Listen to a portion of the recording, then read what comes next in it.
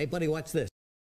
Hello, Regis Kilbin is the name and Hearthstone is the game, and these are the 10 best legendaries to craft in the Journey to Un'Goro standard format meta. Please keep in mind as I run through this list that I'm focusing on cards which will give you the most average value for your dust.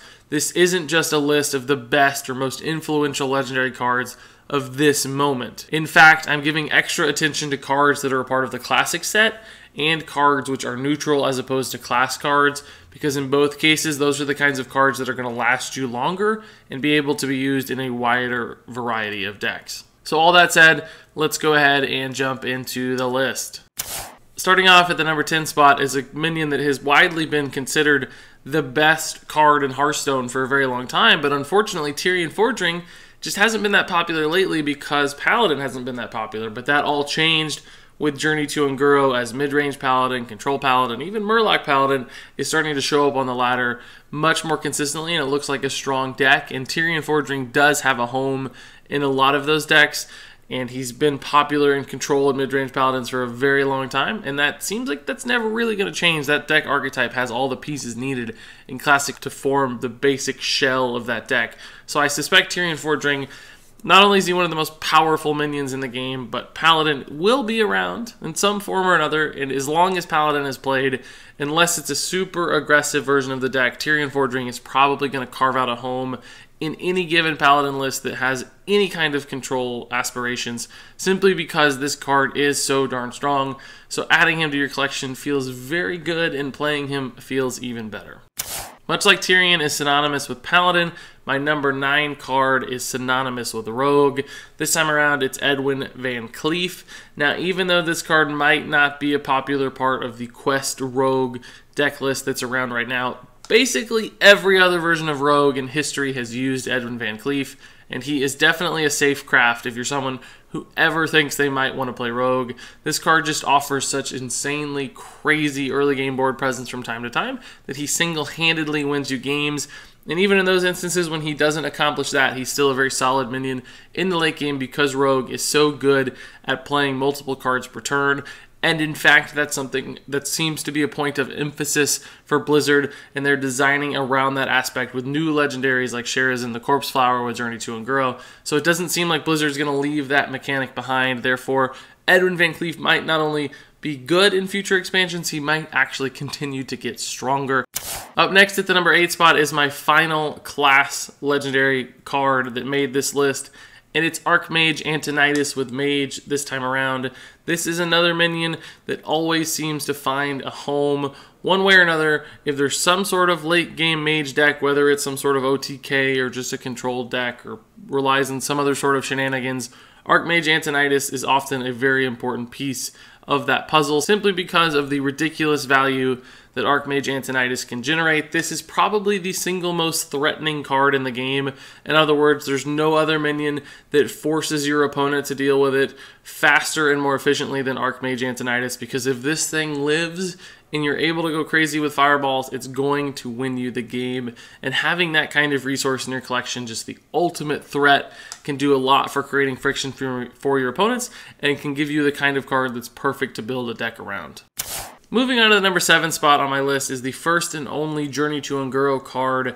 It's Elise the Trailblazer, and although this is not the kind of card that you can fundamentally build a deck around like you might be able to do with other solid Journey to Un'Goro legendary cards like Fireplume's Heart or maybe Quest Rogue, this is still the kind of card that's going to pass back lots of value in a wide array of decks, and that's why a card like Elise makes my list as opposed to one of the class Quest cards that are fundamental for building a deck. Elise is just the kind of card that no matter what kind of deck you're running, this is the kind of card you can slot in and it will probably fit fine. And for people playing on a budget who don't have a lot of legendaries to play with, that's the perfect kind of card you need. So that's why Elise carves out a spot here. Essentially, as long as you're not running a hyper aggro deck, Elise can probably fit into your deck and probably do something you care about. So she's just such a solid body play on turn 5, but also passes back a ton of value thanks to her Un'Goro pack. And that makes her a valuable addition to any kind of mid-range or control style deck. Up next at my number 6 spot is Cairne Bloodhoof, a card you probably haven't seen or thought about a ton lately, but a card which always seems to pop his head into control style decks in one way or another at some point in any expansion's lifespan. This is a card which is particularly enabled with another card you're going to see on this list very soon, which is Nezhat. Because it's one of the most consistent and reliable death rattle minions in the game, particularly those with a more late game cost, Cairne Bloodhoof has always been one of the highest value minions in Hearthstone, and he remains so to this day. So as long as Nezhat and Nezhat style decks can be a thing, Cairne is going to be a big part of those decks. And frankly, this is still just a good control style card to slot into any late game oriented deck somebody playing on a budget might have. So since Cairne is a part of the classic set, and since Cairne is always a halfway decent addition to any given deck, I gave Cairne the edge over many other cards that could be on this list just because of those factors that make him so playable in so many different environments. And as I just teased, at the number 5 spot is Nezhat the Corruptor from Whispers of the Old Gods. This is the kind of card that you can build a deck around if you're someone who's looking to craft a really powerful game-winning deck archetypal style card. Nezhat the Corruptor is a fantastic choice because you can always find some cheaper budget death rattles, throw them all into a deck, and plop Nezhat in there, and suddenly you have a halfway decent control deck, right? Of course, you can refine that and make some good decks along the way and improve, and as your collection grows, you can fill in a more proper Nezhat deck, of which there are actually quite a few on the ladder right now.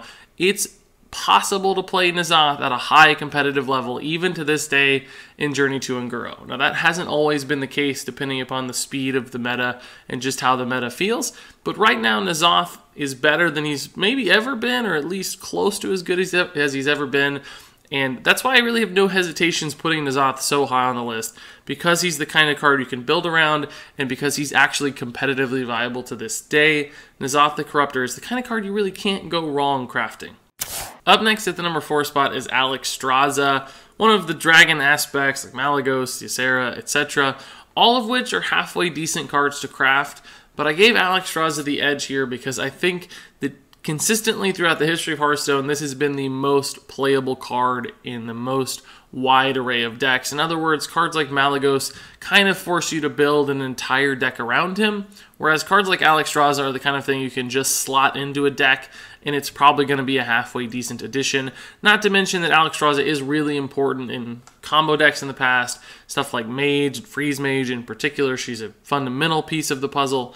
So ultimately, Alexstrasza feels like the most reliable of all those style of cards to craft, and it's a card that just always shows up somewhere along the line that becomes playable in a deck. So I think Alexstrasza is the card that's going to give you the most average value of sort of those late game classic set legendaries. So since I am putting so much weight on the classic set, because this is a card that's going to be in your collection probably forever, and since she's likely to be important in a variety of different decks throughout the course of your Hearthstone career, Alexstrasza to me feels like a very strong card to craft. Moving on to the number 3 spot, it's Leroy Jenkins. Now, I haven't actually seen this card a ton on the ladder right now in Journey to Un'Goro, but Leroy is still to this day the ultimate charging minion in Hearthstone, and because of that fact, the simple fact that he is the best, most reliable finisher in Hearthstone, Leroy is probably never going to go away. Despite the fact that Blizzard is kind of moving away from charge, burst style damage, Leroy has hung around indefinitely. People always find some way to use this card in a combo, or just drop him in the deck as 6 damage for 5 mana that can be utilized by any given class. And because of that, Leroy is still to this day one of the most played cards, one of the most predictable finishers, and one of the most important legendaries to have in your collection, because sometimes you just need somebody that can hit the face for 6, and that person is always Leroy Jenkins. Speaking of charging minions, at my number 2 spot is a minion that's certainly in charge now. It's Patches the Pirate from the mean streets of Gadgetzan, and anybody who's played Hearthstone lately knows how good and how consistent this card is. Yeah, it probably won't completely change the shape of your collection. It's not something you can totally build a deck around necessarily, but Patches the Pirate is a very smart inclusion in so many different kinds of decks, typically those who are looking for a little bit more of an aggressive slant, although I've actually seen patches slotted into control decks too. The fact that you can pull them out of your hand for free so consistently and so reliably makes patches a deadly force in the early game. So whether it's in a pirate style deck like Pirate Warrior, which has been dominant on the ladder for 2 expansions in a row, or just a card that you run in a token style deck where you want to get a lot of minions out, Patches is such an efficient minion to add to your deck list because you can play him for free, that even though he's only a 1-mana 1/1, which may not seem to pack much of a punch when spending 1600 dust, this is still a deadly and consistent weapon to add to your arsenal. And then finally, at my number 1 spot, this one actually surprises me quite a bit, but it's Blood Mage Thanos. Without cards like Sylvanas or Ragnaros, which were just the catch-all powerhouse cards that everybody added to practically every deck, you have to turn towards minions and cards that are going to give you more consistent results. Cards that can be included in a bunch of decks and still accomplish something. And that's exactly what Blood Mage Thanos has been historically in Hearthstone. Yes, much like the card before him, he's merely a 1/1 minion, which you might think isn't enough to power a collection or power a deck. But don't underestimate just how influential Blood Mage Thanos can be. He has so many different things that he can do because, of course, he draws you a card, he offers you spell damage, he synergizes with things like Nezhat later on in our list, so that even though he's an early game card, he still gives you value in the late game with that card draw and perhaps the chance that you can resummon him or utilize some sort of other spell damage or death rattle synergy. He's just sort of a jack of all trades early game minion that tends to do a lot more than anybody would ever expect. Not to mention that a cheap, reliable spell damage card like this one is really important in a bunch of different decks, whether you're looking to do some sort of efficient board clear, say with a Druid's Swipe, or just kill your opponent outright with spell damage from things like Fireball. For Mage, Blood Mage Thanos can offer both of those kinds of utility. And that's really what this card is. He's just the ultimate utility card. He does a little bit of everything, whether it's early game presence, late game card draw, spell damage for combos.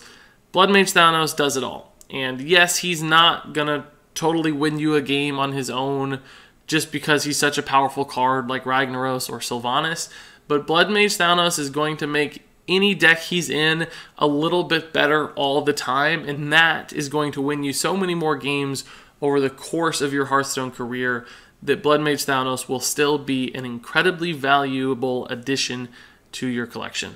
And that's why he takes the number 1 spot on my list. And there you have it. Those are the 10 best legendaries to craft right now as far as I'm concerned. Now that said, I have to say this list was actually the most difficult legendary crafting list I've ever put together. It's just hard to sort out what's going to give people the most value long term right now. So I'm sure a lot of you have your own differing thoughts and differing opinions, and frankly, I'd love to hear them. Not only that, people watching this video could use a second opinion, I'm sure. So leave your top 10 list in comments below. What did I get right? What did I get wrong? All of that feedback will be valuable not only for me, but for everybody watching this video too. So all that said, thank you guys so much for watching, and until next time, game on.